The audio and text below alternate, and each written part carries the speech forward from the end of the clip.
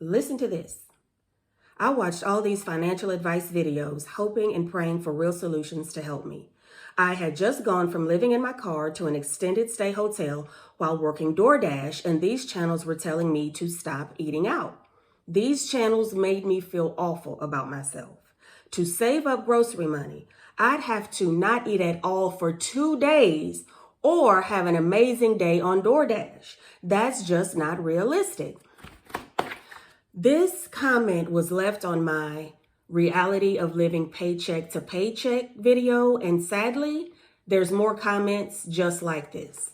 And I want to apologize to all of the people who have ever watched an out of touch personal finance video and walked away feeling as if you were the problem. Don't blame yourself. The problem was with the information that you were being told. And so today, I want to talk about all of the common and problematic money advice that I absolutely refuse to follow. Number one, buying an expensive course is an investment in yourself.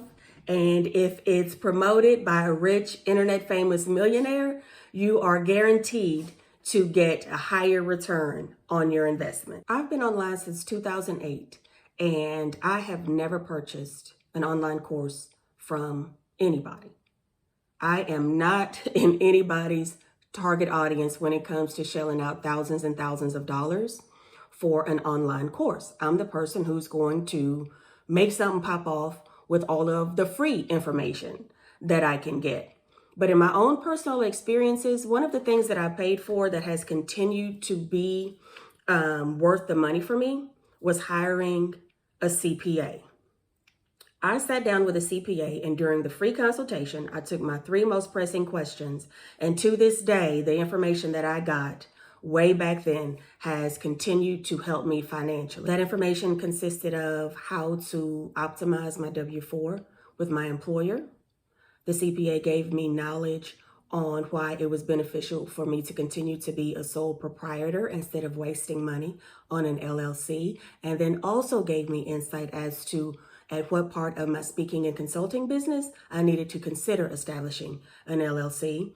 And then the CPA also gave me insight on how to protect my money as it pertained to tax deductions from being a sole proprietor. Now, tying this back into an online purchase that I am willing to make, I have and will purchased online downloadable digital products. If I have started to learn from someone and they've offered me a free guide and I've gotten that guide and it has been truly helpful, I have gone back and purchased the upsell. I just can't see the value, I don't care who it is, in paying upwards of $3,000, $4,000, and $5,000 to participate in a Millionaire's online course. Number 2, renting is throwing money away. And I am ready for any backlash that's about to come down in these comments as a result of what I have to say about this. First of all, that's a very elitist mentality that stigmatizes renters. So let's take a look at some numbers. Right now in the USA, you need to earn approximately $115,000 per year in your household to qualify or to afford the typical priced house in the US. However, that's $40,000 more per year than the average household even earns. And for me, here in the Austin metro area, I need to bring in about $126,000 per year. So as you can see, the math is not giving what the math needs to give, but if I'm choosing to pay rent, I'm looked at as if I'm throwing money away. Shelter is a vital human need.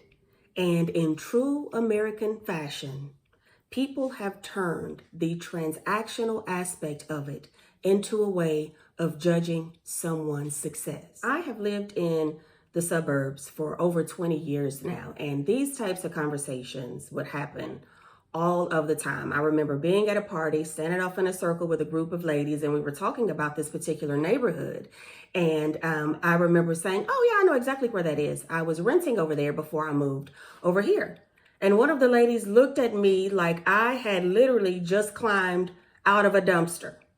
Her reaction to me saying that I was a renter was so demeaning. And she actually said to me, "Oh my gosh, I can't imagine living in someone else's house. I have never been a renter."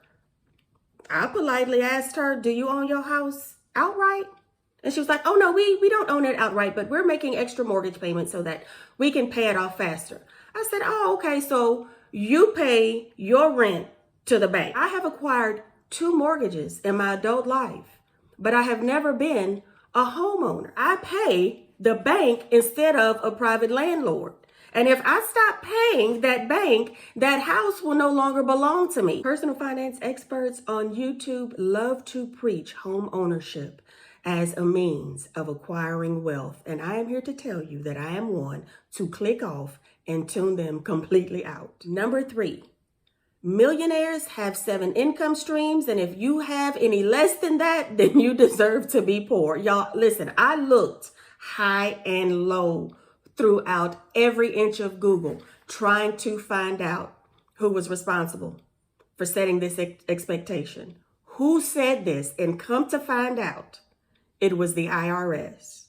In 2015, the IRS did a report. I'm going to pop it up here on the screen. I couldn't find the actual report, but I did find the alleged 7 income streams that were listed. And just so you know, drop shipping was not one of them. But the IRS put out this report, and it was talking about the differences between rich people and basically people like me. And since then, people on the internet, people who have written books, people who have done talks, they have taken this title of this report and they have ran it into the ground. Okay, this next one that I'm about to get to, I got bamboozled on YouTube by this one myself.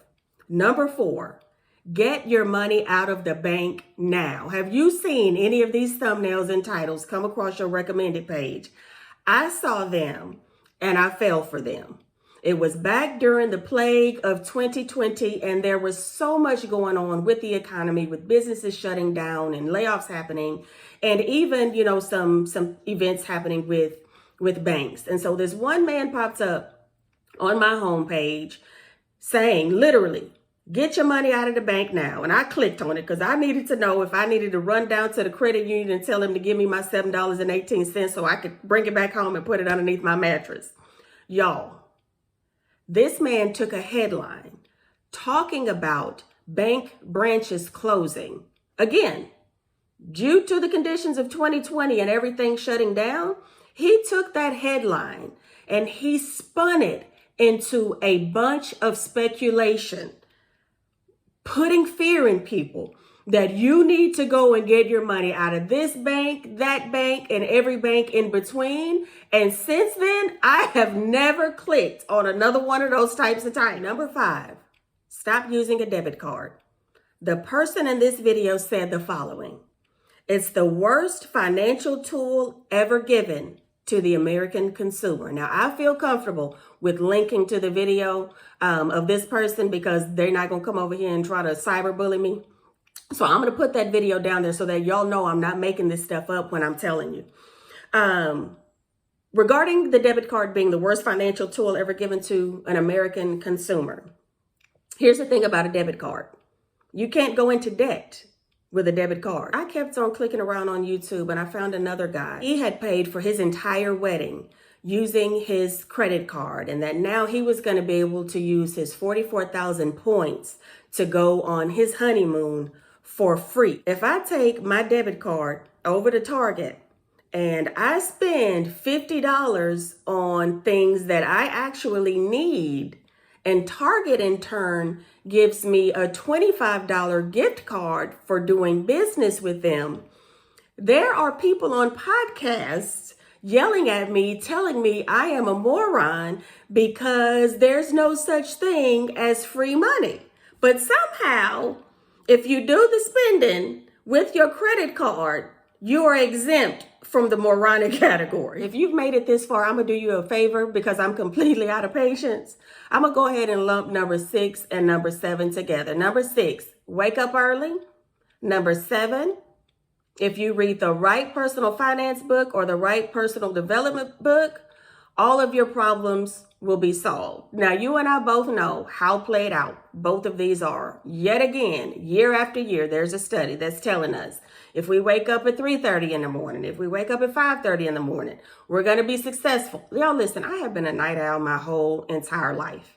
That's when I'm most productive. That's when I enjoy being awake. So there's no study that can come out and convince me that I need to switch to waking up at a completely different, insane hour in order to achieve X, Y, Z. And when it comes to reading books, we are all intelligent enough to know that there is value that can be found in certain books.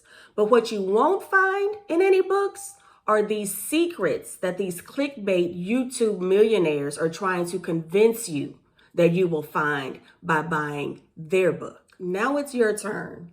I want to know what piece of money advice, no matter how many times you've heard it repeated, what piece of money advice do you absolutely refuse to follow? Drop me a note down in the comments. We'll continue the conversation over there. And as always, I so appreciate you taking the time to watch, and I will see you back for our next video.